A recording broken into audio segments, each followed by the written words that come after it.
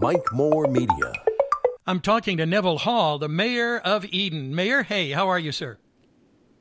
I'm fine, Mike. How are you? I'm doing okay. Well, I thought maybe we should give a little recap of what happened at the January Eden City Council meeting, maybe just hit some of the highlights. I know you had the annual audit and some good numbers there, and I wanted to maybe talk about that a little bit and some of the Uptown Eden progress that's going on now, some of the plans they have that are being developed. So you want to start with the audit? How's that looking? How are we in the city? Yeah, we got like you said, it's an annual audit. We get it done with an outside service, which is Rouse and Gardner. So they are considered experts all over the county. I think they do all of the audits for the municipalities. But they do a very thorough check of the financial statement and financial status of the city, and they were very pleased with the City of Eden's fiscal standing as of the end of last year, and they did their audit and looked at expenses and income, and I always ask them to do this whenever they're presenting the audit to me at the same time, so I don't know what they're going to say, but Judy this time and last year too, I think maybe the year before, she said just to note that no department spent more than they were budgeted, and I said, can you repeat that? Yeah. Everybody stays in budget. That's hard to do. Yeah. And I like when we just talked about strong financial position and fully compliant, no management issues, no deficiencies. That was a good audit. Correct. So the city's in good shape. I thought so, and that's a tribute to all the city employees that do what they do with as little as they can, and John Mendenhall does a fantastic job of being fiscally conservative. He's always, since he got here, he's wanted to turn the financial statement into a pay-as-you-go, which is try to avoid borrowing any more money than you have to. But, obviously on some huge projects, you got to borrow money. But he's done a good job of really changing our net position, like a savings account. He's done a good job of controlling the spending for sure. Definitely. Okay. Well, let's talk about some of the Uptown Eden improvements. Monroe Street work still going on there, and Bridge Street parking lot. Maybe you could just give us an overview, Mayor. Yeah, as part of the comprehensive plan, there are small area plans which was had done for each, or will have done for each of the downtown areas, and Uptown Eden was the first one, and some of those projects are already underway. Some of those are going to be discussed further amongst the merchants. One in particular there was a proposal that could possibly make Monroe Street a one-way, so that it would add more parking and some outside spaces for some of the restaurants to have dining outside. That was a proposal that didn't get voted on, but it's been looked at, and we're going to go back to the merchants and see if that's something they're interested in seeing happen with their street.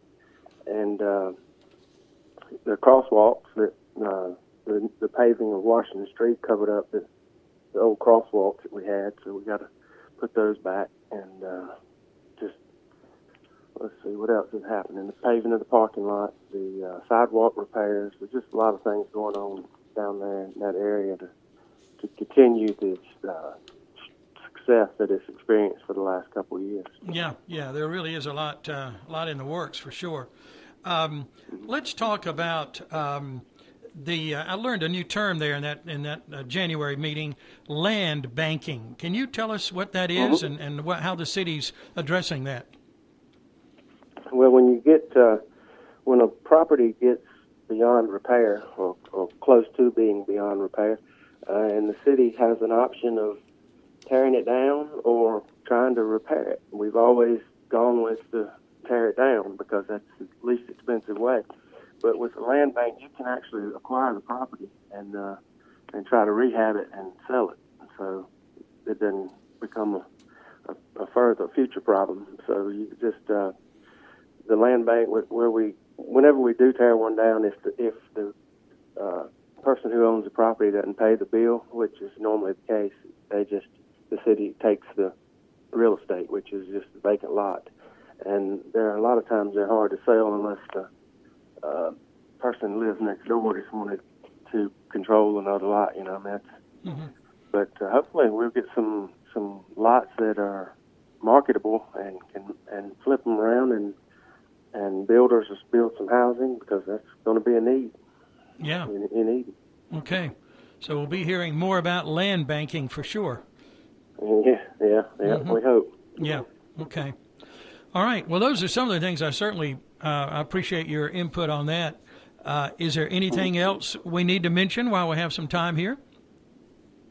We spent the next day after the city council meeting, that Wednesday following that, we spent from 10 to 4, right at 4 o'clock, doing the budget retreat, which is where we hear the department heads speak on things that they think that they'd like to see in the budget for next year, and that sort of helps the city manager and the finance department plan for what kind of budget we're going to be trying to approve in June. So that was an all-day event, but it's very informative. It's where you get to hear a lot about what each department does and needs and wants to have. So that's just a long day, but it's part of the budget process. Yeah, the whole planning thing. Are there some maybe premature to talk about it now? Maybe I'm out of line here asking. Are there some particular departments that really are in critical need of something, equipment, things like that, or just kind of looking at that all across the board? It's normal equipment. Sometimes we'll have a major expense in the sewer department, and that's just nothing that you can do. Your digester or whatever the thing's called wears out, and you just have to replace it or maintain it, and then replace it when it finally runs its course. So there are a lot of things that need to be replaced. Some things that John, I'm sure, will say, well, let's drive that dump truck one more year, for example. Because I got to make the budget balance. So he'll do what he can with the department, and he'll find out the most critical needs and fill those first. But I don't think there's any department that's behind, and that's another thing John Mendenhall's done since he got here. We now have our major equipment on a 5 or 10 year rotation, where you don't you save the money to buy the truck while you're waiting those 10 years, instead of asking for it and just wait until it breaks. Yeah. Okay. We got a long-term plan for equipment now. I think that's the easiest way to say it. Yeah. Yeah. Well, you gotta do that. One thing I did want to mention, talked to Randy Hunt with the City Economic Development last week, and Roses coming back to Eden, and he clicked off about 10 or 12 new businesses that are opening, and not in any specific areas, but all over Eden. Right. Yeah, you're right. New restaurant in the Draper section, and Roses. I mean, I know people are excited about Roses. I remember when it was here before, and it was a popular store then, and I guess nationwide they had some financial issues, but I'm glad to see they're back and coming back to Eden. Yeah. Another shopping option. That's exactly right, yeah. Yeah, they opened, I came to Eden in 72, and they opened that fall there in Kingsway Plaza, and that was a big anchor. And they were there until about 94, I believe. Yes, I think you're about right. My sister worked there while I was in school. I remember her working at Roses as a high schooler. And they have kind of rebranded over the years. I was talking to people at corporate last week, actually, and, they've kind of tweaked, as all businesses need to, that long a time, 45 years or so. So they've changed their whole approach to some things, but still those Roses stores are good to have them back in Eden, that's for sure. So they'll be there in Meadow Greens Shopping Center, where Pennies for Change. Pennies for Change. Yeah, was. Yeah. And I'm kind of going by memory, isn't that part of the old Winn-Dixie? Is that right? Yeah, we were talking about that the other morning. What was originally in there. Winn-Dixie was there. Sears was on the very end. That's right. According to our recollection. Yep. Chip Hurd was there, remember? Yeah. Yeah, well, that whole center, that was Meadow Greens was big in the early 70s, and then Kingsway came in, and things kind of got flip-flopped around over the years, as they do with malls and strip centers and everything else. But, Montgomery Ward was there in Meadow Greens way back. And Wright, remember Wright? Oh, yeah, Wright's Ladies Shop and Man Drug and the Belize Restaurant. There were a lot of good things in Meadow Greens way back. Yeah. And it's such a visible part of our city to anybody who's coming in that I'm glad it's coming back to life again. Yeah. That's important to see, not a bunch of empty buildings sitting around. No, that's true. So, that's looking good. While we're in that neighborhood, what's the latest? That whole intersection there, and I know Randy Hunt and I were talking about this recently, that Kings Highway and 14, that whole intersection is up for some big changes in, 2 or 3, 4 years or something? Yeah, well, it's not... I don't think they've got it on the schedule yet with DOT, which is good. Okay. And yeah.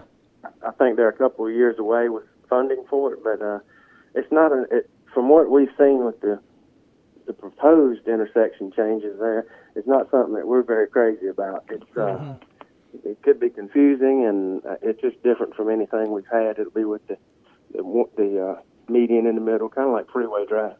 Yeah. In Reidsville, but. They don't have very many options at that intersection with like an overpass or a ramp or anything, because the hospital heliport is right in the right of way, or right next to the right of way. So they're having to try to be creative with that intersection. But as of right now, I think it's just like most of the DOT projects. They got a concept, and then they'll try to put it on the books to fund it, but they don't do much very quickly. It takes years to move up the sheet. Yeah. To get it done. So yeah. That's fine with me if it takes for a long time. Well, I personally, no one asked me, but it seems fine the way it is. I don't see the big deal. But yeah. But okay. Well, Mayor, always great to talk to you and get your input on things around the city. Thank you for that. I appreciate it.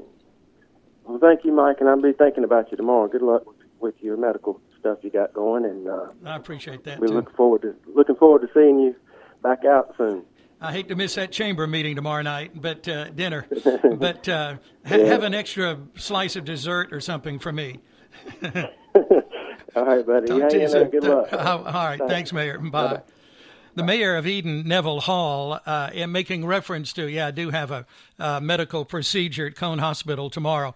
And let me just remind you, if you're new to the area, welcome.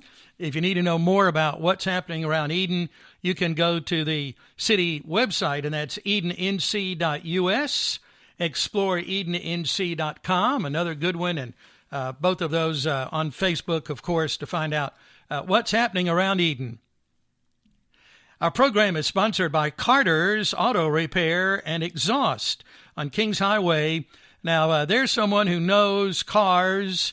That's Charles Carter, over 30 years of experience.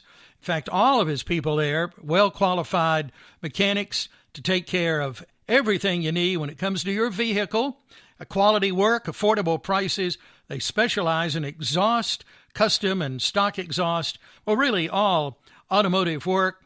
They're open Monday through Friday, 8:30 to 5. I think you'll be well pleased with the work they do at Carter's Auto Repair and Exhaust on Kings Highway in Eden. And I remind you, as always, to support our local Eden businesses. It's always a win-win when we shop local.